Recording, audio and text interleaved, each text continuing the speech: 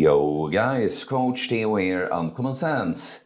Today I'll be walking you through a push workout, so a workout for chest, shoulders and triceps, and we'll be following up with a video of a pull workout, so for back and biceps, and a leg workout, so for drumroll, the legs. And the point here is, of course, to drop whatever golden nuggets and tidbits I have as we walk through the workouts, but also to give you a sort of starting point, a base structure, a template for your workouts, because the push-pull leg split is going to be a great simple split for many of you guys watching to follow. And the point is not necessarily that you should copy my workouts to the T, but you can use the structure I use that I will be explaining about as we walk the workouts through to create your workouts. So for our warm-up, we start with a dumbbell external rotation, one side at a time.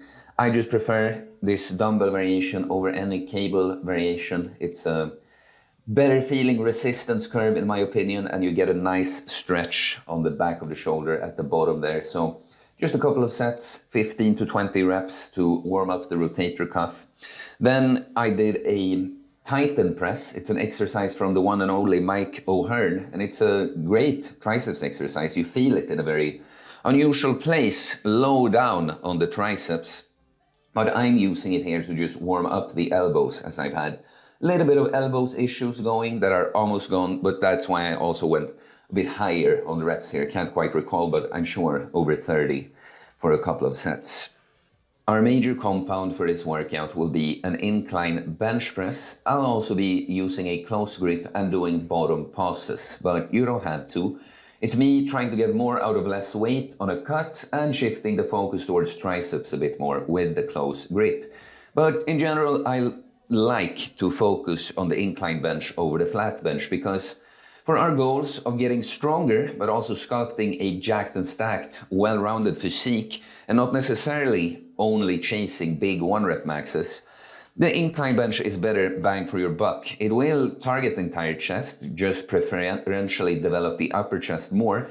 And if you look at many men and their physique, they will have a bit of lower chest going, but be lacking in the upper chest department. So, of course, if you have different push workouts, you could have the flat bench on one of the days, but I'm just saying, if I had to pick one, I'd pick the incline bench, and just focusing on the incline angles a little bit more is going to lead to overall good chest development. So here, after a few warm-up sets at lighter weights, I pick my working weight of 90 kilos. I have a rep range of 5 to 8 reps, and I use a double progression on this. I will increase in reps until I'm close with all my sets to the higher. If I get like 8 on my first set and then 7 and 7, I would move up in weight. Now I got 6 on my first set, followed up with 2 sets of 5. Moving on, I'll be doing a sort of lying chest press machine at a neutral angle now. And so I want you to pick up on the pattern in the workout, okay? We did an angle incline with a barbell. Now it would be nice to get something on a neutral angle and when our hands are moving more freely. So if you don't have this specific machine, there are many other ones you could use. And a flat dumbbell press would also be an excellent option here. So here I have the rep range 6 to 12. I think, if I recall correctly, I had just moved up in weight here, got 8 reps once, and then 7 reps on set 2 and 3. And on set 3, I do a double drop set, which you will see is a theme in my workouts, that on any exercise I think it makes sense, I'll do a double drop set, sometimes some other kind of drop. This is to really go to failure and beyond, not only for muscle growth purposes, but to just strengthen our mind, mental fortitude. I love the practice of training to failure for other reasons than just building muscle. But if we're talking about training benefits, I've noticed I have really good endurance just from doing so many drop sets like this. So on every exercise it makes sense, go for the double drop set at the end. And as you will see, you have to kind of prep the weights for that.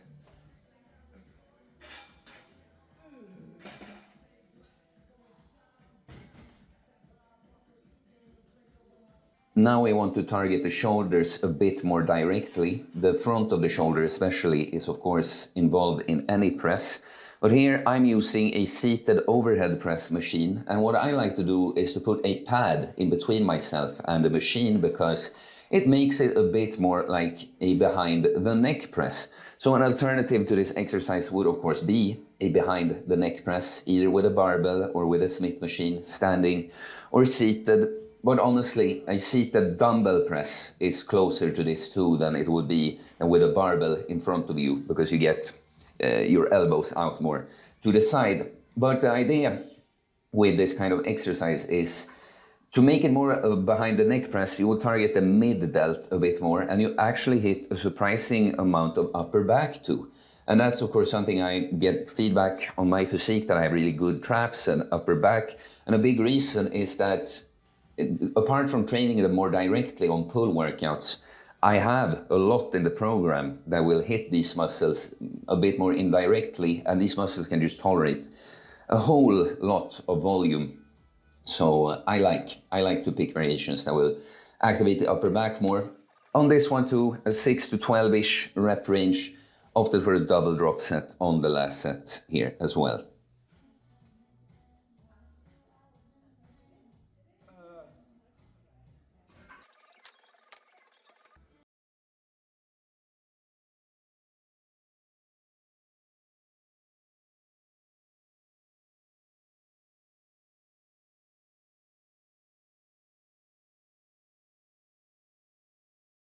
An exercise that is actually somewhat new to me to do regularly is the dumbbell fly. I used to do more cable flies, but then I realized, learning more and more, how important the stretch in an exercise is for its efficiency, for muscle growth.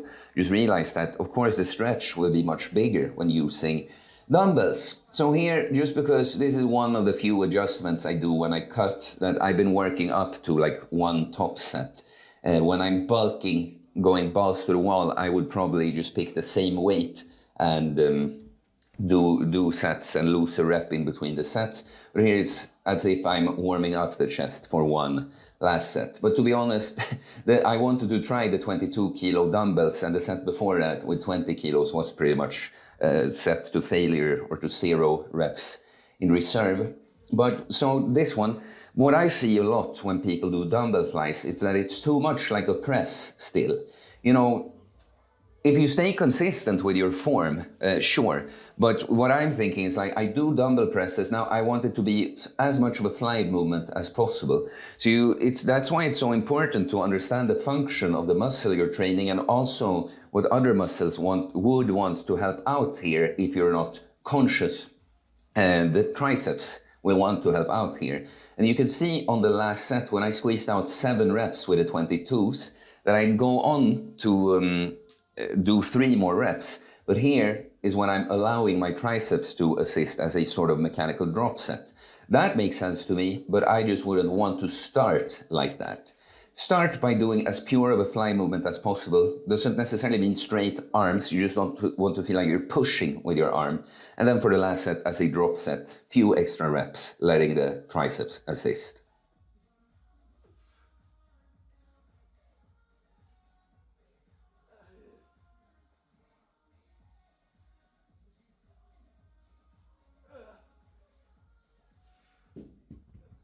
Next, I'll just be previewing a couple of exercises I didn't do, but would typically put right around here in a push workout.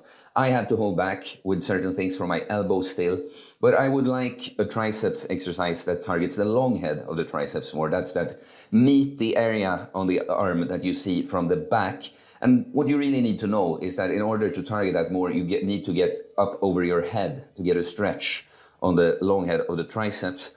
So I've always loved the lying C-bar extensions. Like you see, you're not moving the bar in front of your head. You're actually outside yourself, because you've allowed your elbows to drift as far back as possible to get a good stretch on the long head. Depending on the timing here, I think I might have showed like 1 or 2 bad reps at the end of the set.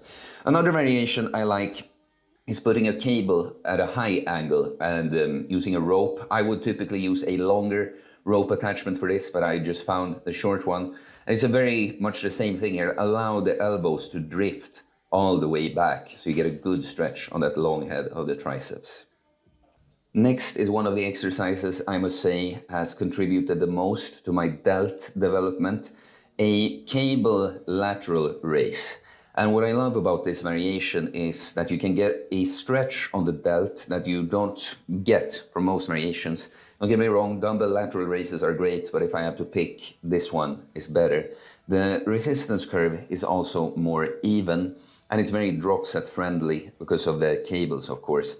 So here we want something like 10 to 15 reps, go balls to the wall with a double. I think I even did a triple drop set on this, just that it's kind of silly because the last weight is still too light, even after having done all the other stuff.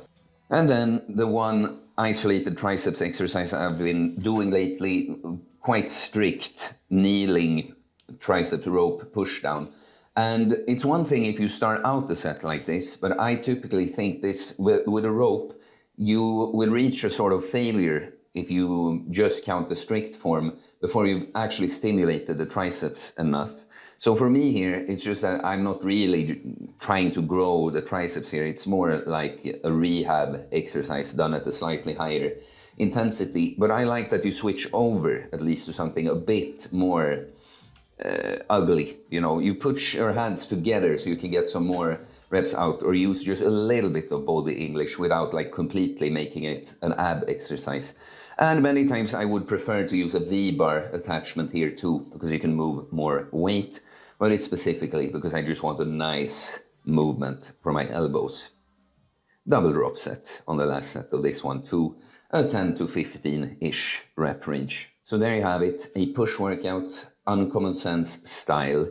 So please understand that the rep ranges, you want to progress all your exercises, look at them all as a compound, quote unquote, in the sense that maybe the rep ranges you use for different exercises are different, but you have to try to progressively overload using the same kind of form. And so feel free to ask questions in the comments about the workout. If you want to use this as a starting point for your own workout, you can run by your variation, the exercise swaps you've done, and I'll give you input in the comments. And then guys, be on the lookout for a pull workout and a leg workout as well. So like and comment what helps more people find their way here, so it's appreciated. I do holistic bodybuilding coaching, getting jacked and stacked, body, mind and soul, inside and out. So you can send me a DM on Instagram or email me, it's in the description, and I'll tell you about my different programs. You can become a member of the channel or a Patreon, or leave a little super thanks comment to just support me and my content. It's very much appreciated. And please subscribe for more content about fitness, fasting, losing weight, building muscle, self-improvement, stoicism, mental health, philosophy, spirituality, mindset. It is a mindset, guys. Go get jacked. Peace.